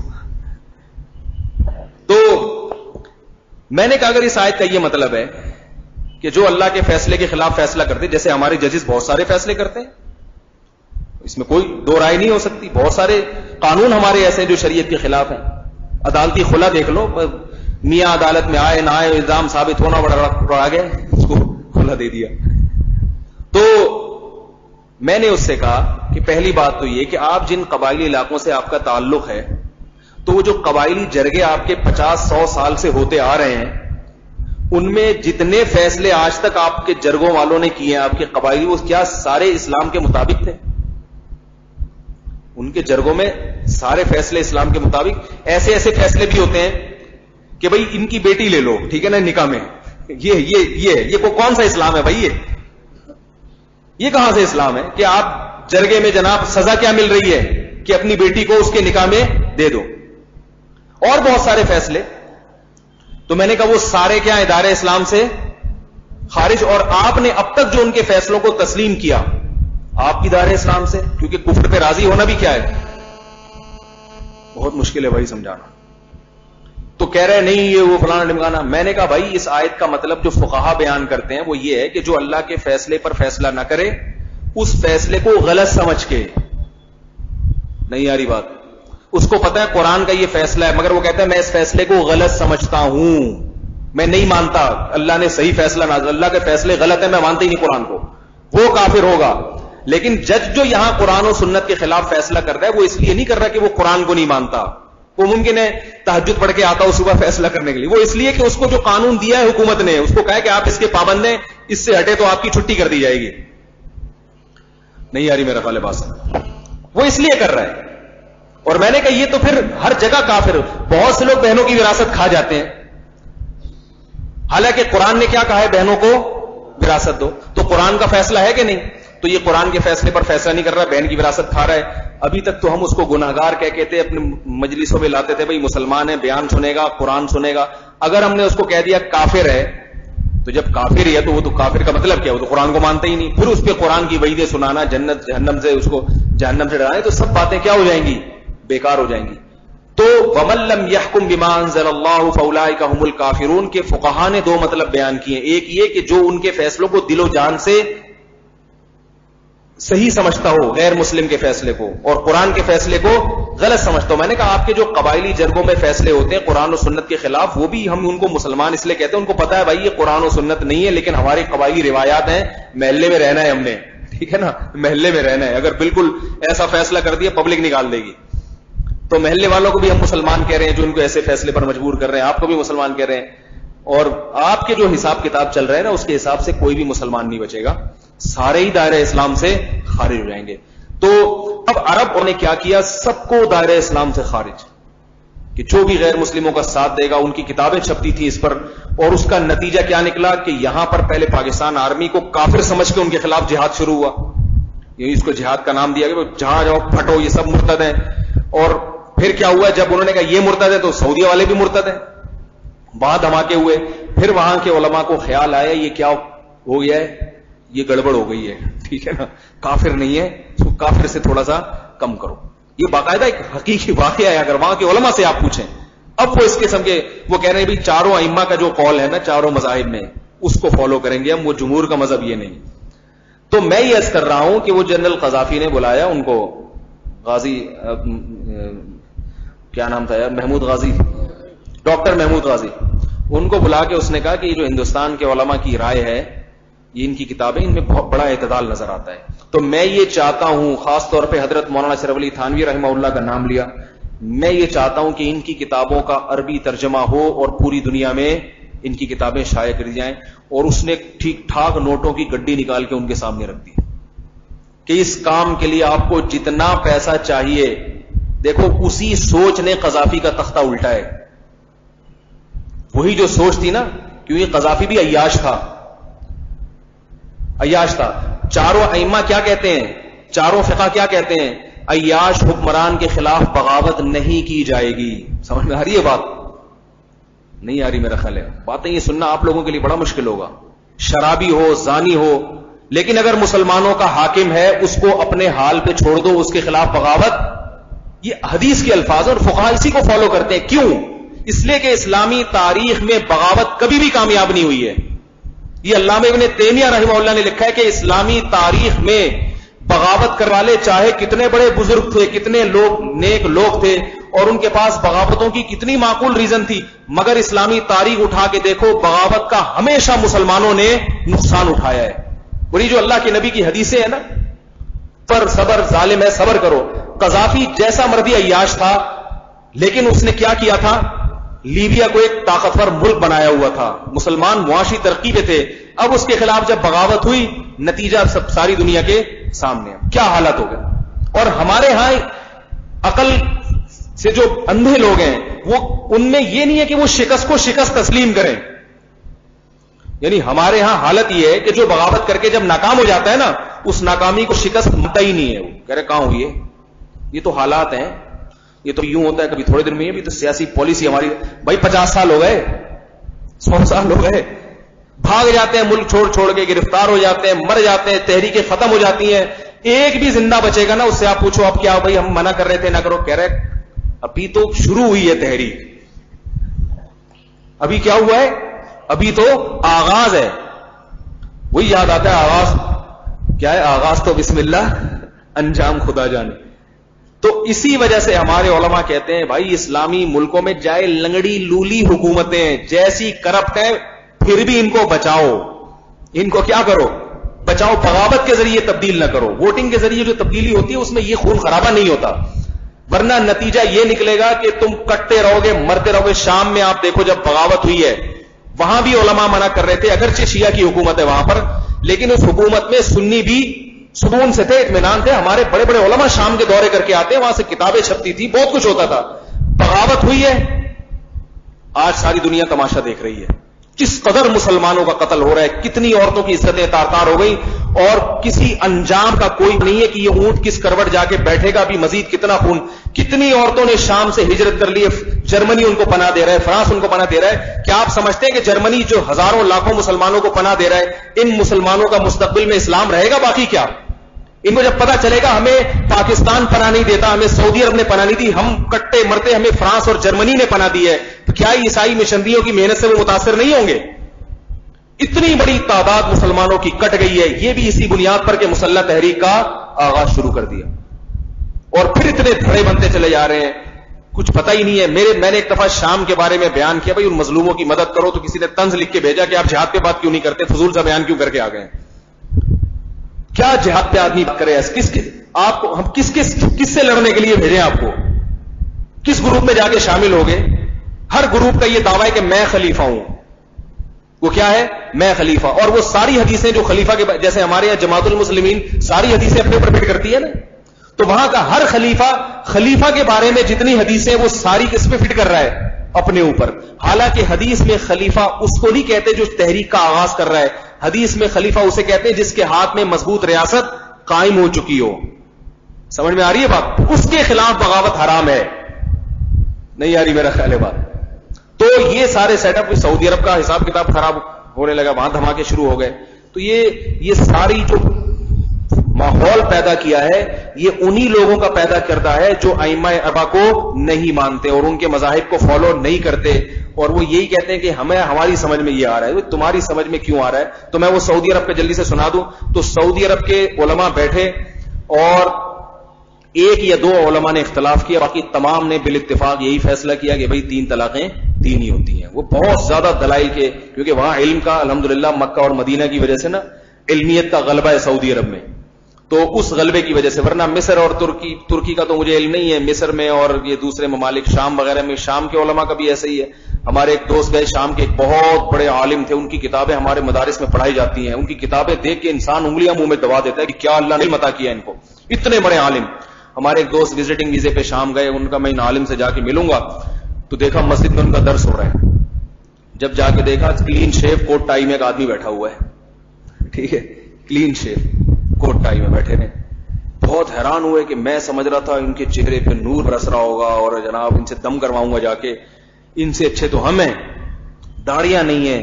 دیکھو کتنے بڑے عالم مفتی ہو کہ داڑھی, نبی صلی اللہ علیہ وسلم کی چہرے سے نفرت ہے. یہ عملی زندگی کا. سعودی عرب میں خدا نخواستہ کسی جگہ کے علماء کا مذاق نہیں اڑا رہا, سعودی عرب کے علماء ہم سے تقوی میں بہت بڑے بڑے علماء ہیں وہاں پر, لیکن اوور آل پر آپ جا کے دیکھیں گے آپ کو مسجد میں داڑھی والا امام نظر نہیں آئے گا. دبئی اور ابو ظہبی کا تو حالت ہی خراب ہے. تو یہ آپ کو جو بہاریں نظر آ رہی ہیں نا مدارس میں, آپ یہاں کے مدرسوں کو جا کے دیکھیں, یہاں مدارس میں خدا کی قسم فرقواریت نہیں سکھائی جاتی, خدا کی قسم. یہاں مدارس میں اتنے اختلافات پڑھائے جاتے ہیں, اور سب کے بارے میں بتایا وہ بھی ٹھیک ہے, یہ بھی ٹھیک ہے. ہمارا جو پوری پہلی کتاب ہے نا وہ شروع ہوتی ہے وضو کے مسائل سے. وضو کے 4 فرض ہیں, امام شافعی کے 6 فرض ہیں, یہ بھی ٹھیک ہے وہ بھی ٹھیک ہے. یہاں سے تو ہمارا آغاز ہوتا ہے, بھئی یہ بھی ٹھیک ہے وہ بھی ٹھیک ہے. امام شافعی کے ساتھ بھی رحمت اللہ علیہ لگائیں گے, یہ بھی ٹھیک ہے وہ بھی ٹھیک ہے. ہم چونکہ یہ اس کو فالو کرتے ہیں, لہٰذا ہم دلائل دیتے ہیں, سب کا احترام ہوتا ہے. بہت ساری یونیورسٹیاں دنیا میں ایسی ہیں جو دلائل دے کے ثابت کرتی ہیں ہم ٹھیک ہیں باقی کون ہے, غلط. تو یہ مدارس میں اعتدال والا ماحول پیدا کیا جاتا ہے, اور جو ہے نا یہ جو معتدل ایک تعلیم دی جا رہی ہے یہ مدارس ہی میں دی جا رہی ہے. یہ تو ایک الزام ہے جو ہم پر لگایا جا رہا ہے. تو تقوی آپ کو یہاں ملے گا, آپ جائیں گے یہاں مدارس میں آپ کو داڑھی کاٹنے والے نہیں ملیں گے. ہمارے ایک دوست مدینہ یونیورسٹی چلے گئے, بہت اچھی تعلیم ہے, وہاں عجیب منظر دیکھا کہ سگریٹ پی رہا ہے ایک آدمی اور بخاری پڑھا رہا ہے. بہت حیران ہوئے, یہ کئی سال پرانی بات ہے, ممکن ہے اب ایسا نہ ہوتا. وہ سگریٹ پہ وہاں قانونی طور پر پابندی لگ گئی ہے سعودی عرب کی طرف سے. وہ حیران ہو کے بھاگ کے آ گئے, بھائی میں بخاری اگر اس طرح سے میں نے پڑھنی ہے. تقوی نہیں ہے, کیونکہ تنخواہیں ملتی ہیں ٹھیک ٹھاک, بہت متقی لوگ بھی جاتے ہیں, اس میں کوئی شبہ نہیں ہے. میں یہ نہیں کہا وہاں سے نکلے ہوئے سارے غلط ہیں, لیکن تقوی اور للہیت جو آپ کو یہاں مدارس میں نظر آئے گی وہ کہیں. حضرت مفتی تقی عثمانی صاحب کتنی بڑی شخصیت ہیں, ان کا بھی یہ تبصرہ ہے کہ میں دنیا بھر میں گیا ہوں, مجھے ہندوستان اور پاکستان جیسے علماء نظر نہیں آئے. تو اس لیے اپنے ان علماء کی قدر کریں. اور جو ہے جو میں اصل بات لے کر چلا تھا کہ قرآن جو بار بار بیان کر رہا ہے, حدیث بھی, تو یہ خبر متواتر ہے, اور متواتر خبر کا انکار کرنا حماقت اور بے وقوفی ہے. جو کہتے ہیں نا میں ان سب کو غلط کہتا ہوں, پھر اس کا مطلب ہے کہ لوگ جو آپ کے بارے میں رپورٹ پیش کر رہے ہیں کہ آپ کے ابا کا نام یا آپ کی اماں ہو سکتا ہے وہ بھی غلط کہہ رہے ہوں, جیسے وہ نہیں ہو سکتا تو پھر یہ بھی غلط نہیں ہو سکتا. ایسا نہیں ہے. سارے مورخین جتنی تاریخیں لکھی گئی حضرت عیسیٰ پر, حضرت موسیٰ پر, سب نے خیانت کی, سب نے جھوٹ بلوت لکھ دیا, ایسا نہیں. دیکھو کربلا کا واقعہ مختلف طریقوں سے بیان کیا جاتا ہے. ہم کہتے ہیں شیعہ لوگ اس میں گڑبڑ کرتے ہیں, وہ کہتے ہیں نہیں یہ گڑبڑ کرتے ہیں, لیکن اس پر اتفاق ہے کہ یہ واقعہ ہوا ہے. اب کوئی اٹھ کے کتاب لکھے کربلا کا واقعہ ہی نہیں ہوا تو پاگل ہوگا, اس سے آیا ہوا, اس کا دماغ خراب ہے.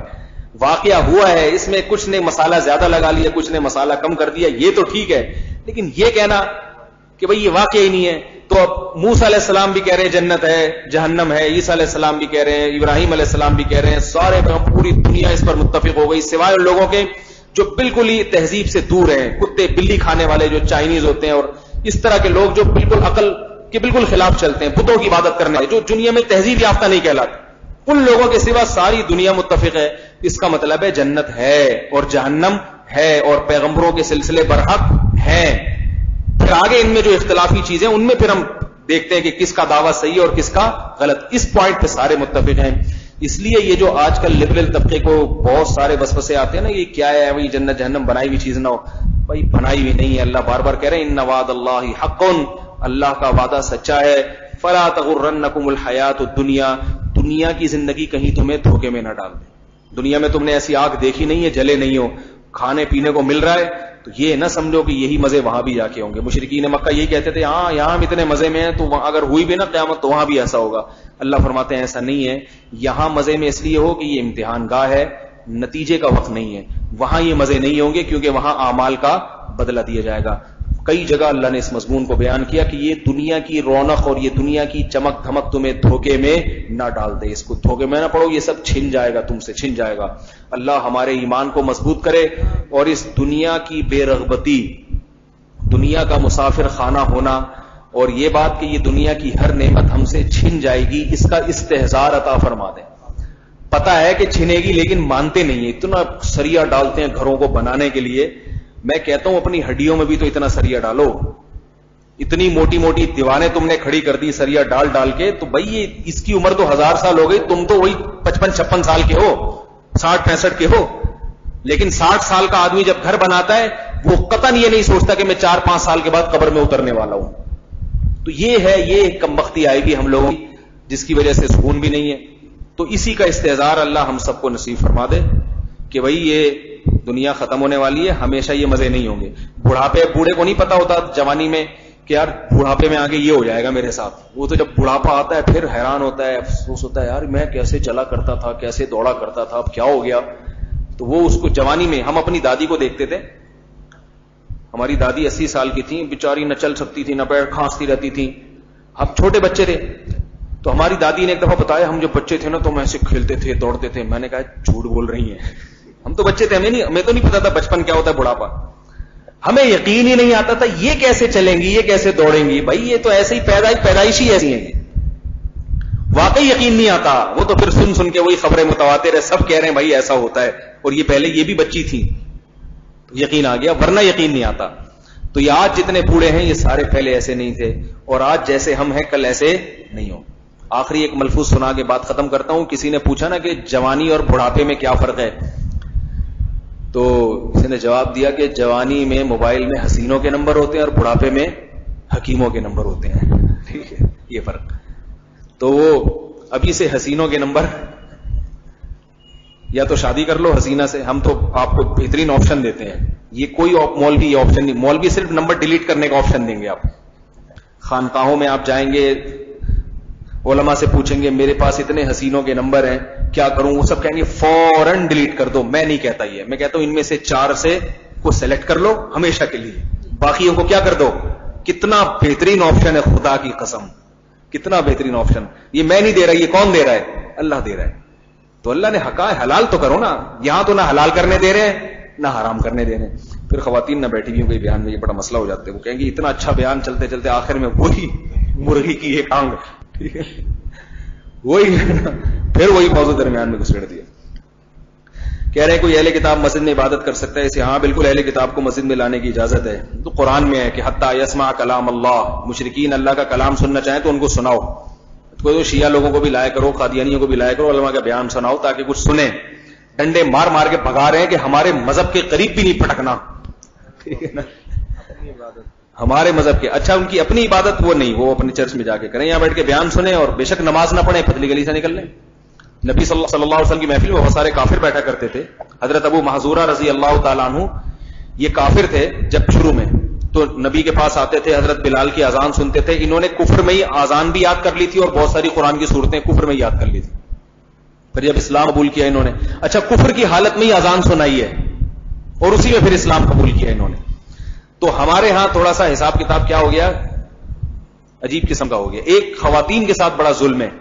میں یہ کہتا ہوں امام ابو حنیفہ نے خواتین کو مسجد میں آنے پر پابندی لگائی تھی چونکہ فتنہ تھا, کیونکہ اس وقت عورتوں کو گھروں میں دین ملتا تھا اور گھر کے علاوہ کہیں بھی نہیں جاتی تھی, وہ گھر میں بند رہتی تھی. گھر سے باہر نکلنے میں مسجد میں فتنہ تھا. انہوں نے کہا کہ بھئی حدیث میں تو اجازت ہے, مگر وہی حضرت عائشہ کا کہ بھئی نبی ہماری زمانے کی عورتوں کو دیکھتے. اب کیا حساب ہو رہا ہے کہ اب جو سچویشن بن گئی ہے بڑی مضحکہ خیز سی بن گئی ہے. اب یہ ہو رہا ہے کہ عورت پوری دنیا میں جا رہی ہے.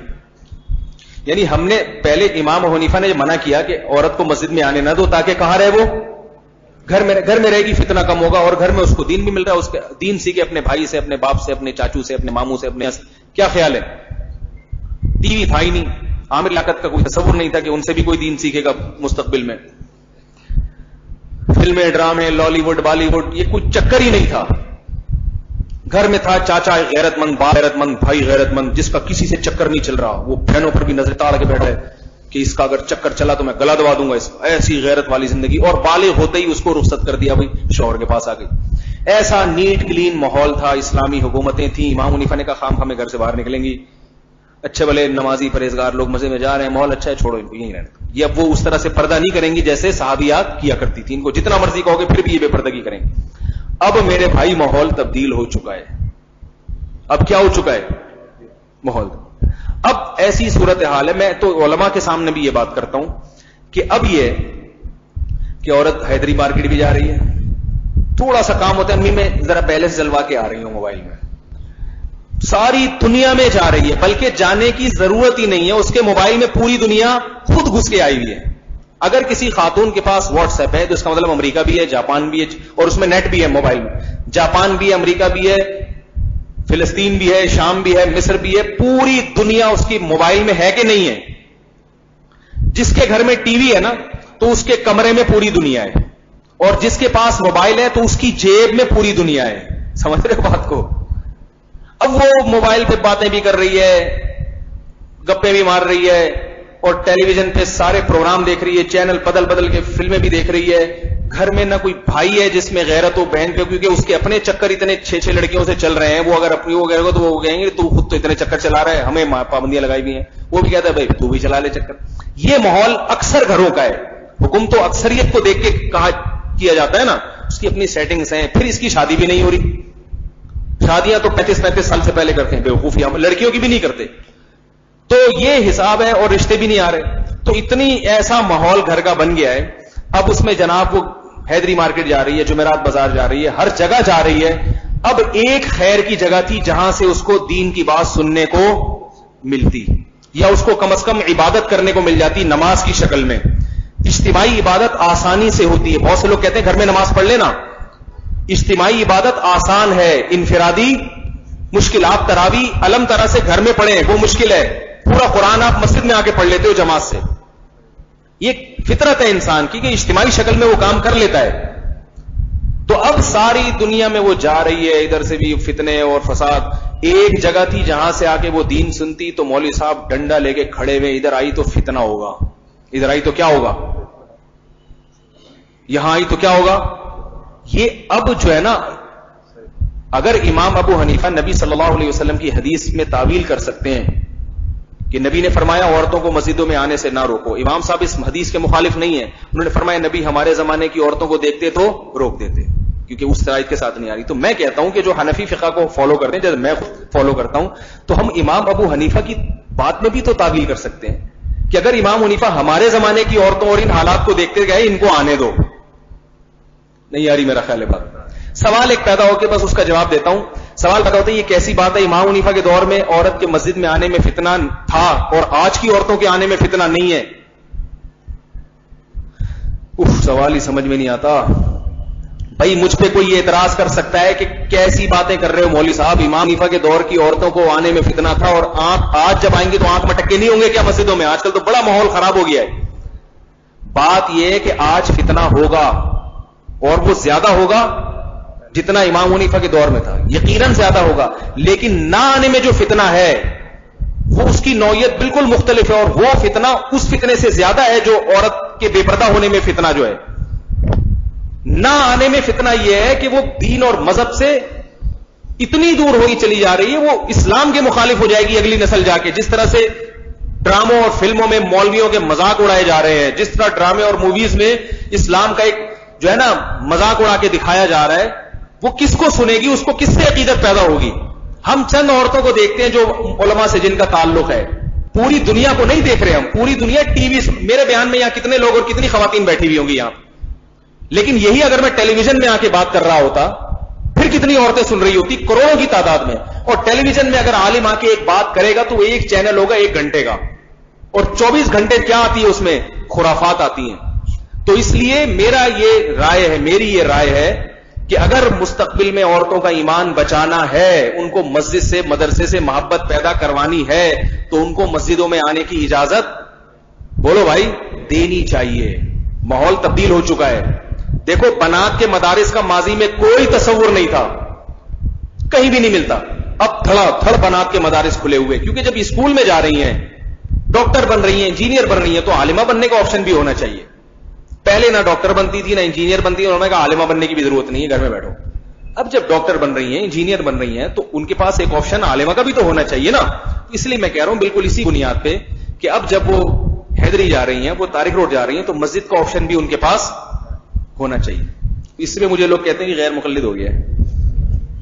مسجد میں اعتکاف کے علاوہ کھانا پینا دعوت کا اہتمام کرنا جائز ہے. یار اب تو گزر گیا. نماز میں شلوار پائنچے موڑنا فرض ہے. یہ گرین والوں کا ایک شوشہ ہے کہ فولڈ نہ کریں. حدیث میں آتا ہے اللہ اس کی نماز قبول نہیں کرتے جس کے ٹخنے ڈھکے ہوئے ہوں. تو پینٹ ہے یا شلوار ہے اس کو اوپر کرنا پڑے گا. بیسن کے برابر میں بالٹی رکھی ہے, اگر وضو کرتے ہوئے بالٹی میں بھی وضو کا پانی جاتا ہے تو اس سے بالٹی کا پانی پاک رہتا ہے. یہ بڑا ہی مسئلہ ہے. بالٹی میں رکھی ہے اکثر وضو کرتے ہوئے, بالٹی میں وضو کا پانی نہیں, اس سے پانی ناپاک نہیں ہوتا اگر وضو کا پانی جائے گا. قبضے کی زمین مسجد میں نماز پڑھنا جائز نہیں ہے. اگر کسی کی ذاتی زمین پر قبضہ کیا, مسجد بنا لی, تو اس مسجد میں نماز پڑھنا جائز نہیں ہے. سمجھ رہے بات کو, کیونکہ حدیث میں آتا ہے کسی کے مال کو اس کی اجازت کے بغیر استعمال کرنا حرام ہے. آج کل بعض لوگ بے روزگار ہوتے ہیں, ایک بات آپ کو بتا دوں, بعض لوگ گاؤں دیہاتوں سے آتے ہیں, ان کے کمانے کا کوئی ذریعہ نہیں ہوتا, تو غیر قانونی زمین پر ایک مسجد بناتے تھے زبردستی. پھر اس میں چندے وندے ان کا اپنا بھی حساب چل رہا ہوتا ہے. مسجد میں 4-6 یتیم بچوں کو بھی لاگے ڈال دیا وہاں پہ. میں گلشن اقبال میں تھا, تو فلیٹوں کے بیچ میں ایک آدمی نے, کو گاؤں سے دیہات سے آیا, فلیٹوں کے بیچ میں قبضہ کر کے نا اس نے مسجد بنا دی.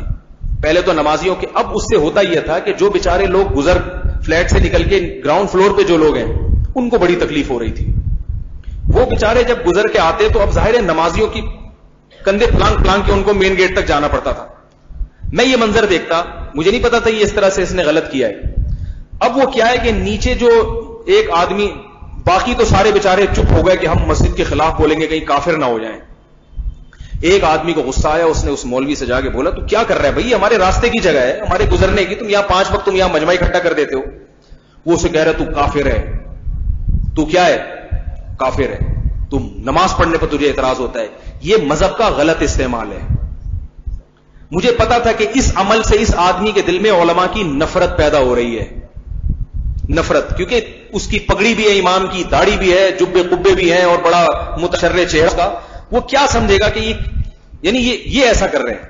تو یاد رکھو, کسی کے ذاتی عمل کو دیکھ کے علماء سے بدگمان نہ ہوا کریں. بعض لوگوں کا جبہ قبہ داڑھی پگڑی سب کچھ ہوتی ہے, مگر یہ ساری چیزیں جو ہے نا, اب اس کو ضرورت کیا ہے جب شریعت بھی آپ کو اجازت نہیں دے رہی ہے, راستہ ہے لوگوں کا, اب ان کا حق ہے. یہ گھر کی جو دہلیز ہے وہ اس گھر والے کا حق ہوتی ہے, آپ اس کے اجازت کے بغیر وہاں کچھ بھی نہیں کر سکتے. آپ تو جب کچھ بھی نہیں کر سکتے, آپ وہاں 5 ٹائم نماز کا اجتماع کیسے کر سکتے ہیں؟ تو مجھے لگتا ہے کہ اب تک وہ آدمی پورے دین اور مذہب کے خلاف ہو چکا ہوگا, کیونکہ اس وقت اتنی پرابلم تھی. اب جب جمعے کی نمازیں ہوں گی, عید کی نمازیں ہوں گی, وہ تو بیچارہ وہاں کے سارے لوگوں کا وہ یہی کرتے رہتے ہوں گے کہ اللہ ہمارا ایمان کا کیا ہوگا اگر ہم نے مسجد کی مخالفت کر دی. تو اس لیے قبضہ کرنا جائز نہیں ہے, اور اس پہ مسجد بنانا بھی حرام ہے, ناجائز ہے. ایک کمپنی ہے جو حلال چیزیں بناتی ہے, اور اس میں جاب پر لگ جاؤں, بعد میں ایک دم 2 حرام چیزیں بھی بنانے لگ جائے, اور میرے ڈپارٹمنٹ میں کوئی عمل دخل نہ ہو, تو ٹھیک ہے, وہ آپ کے ڈپارٹمنٹ میں جب آپ کو حرام کام نہیں کرنا پڑتا تو آپ کی تنخواہ جائز ہوگی اگر آپ جائز کام کر رہے ہیں. سلائی ٹریننگ سینٹر سے کورس کرنا جائز ہے؟ جی ہاں جائز ہے. پوچھنے کی وجہ یہ کہ سلائی والے اس ٹریننگ سینٹر میں زکوٰۃ کا مال تو نہیں لگاتے, کیونکہ یہ آپ اس میں کریں, وہ جو لگاتے ہیں وہ ان کا مسئلہ ہے. ایسے تو بہت سارے مسائل ہیں بھائی. سیلانی ٹرسٹ کا مجھے نہیں پتا بھائی, میں کسی کی ذمہ داری نہیں لیتا, نہ ان کی مخالفت نہ حمایت. حضرت جی مجھے دماغی کمزوری کے سامنے دماغ حاضر نہیں ہو, دعا کریں. اللہ تعالیٰ ان کو دعا کی درخواست کی, انہوں نے یاداشت کمزور ہے, اللہ تعالیٰ ان کا حافظہ تیز فرمایا. آج کافی زیادہ وقت ہو گیا, کافی دنوں کے بعد بیان ہوا ہے. اللہ تعالیٰ سمجھنے کی عمل کی توفیق عطا فرمائے. سبحانک اللہم و بحمدک, نشہد ان لا الہ الا انت, نستغفرک و نتوب الیک.